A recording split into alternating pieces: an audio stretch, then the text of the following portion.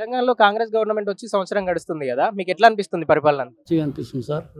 వాళ్ళు చేసింది కూడా వేస్టే ఉండే వాళ్ళు, కానీ ఇప్పుడు అన్ని అప్పులన్నీ పెరిగిపోయినాయి. అప్పులు తీర్చడానికి ఈయన దిగినట్లు అయింది.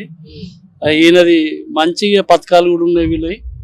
సేమ్ మన ఈయన రాజశేఖర రెడ్డి తిరిగా అన్ని పథకాలు మంచిగా ఉన్నాయి, మంచిగానే చేస్తున్నారు. ఏమేమి పథకాలు వస్తున్నాయి?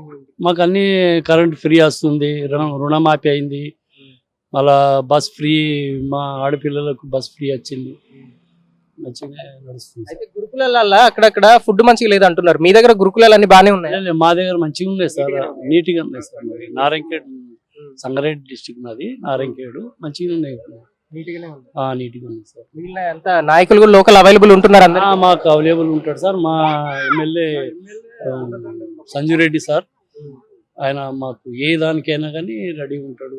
ఏ చిన్న విషయం అయినా కానీ పబ్లిక్ లో వచ్చి తిరుగుతాడు సార్.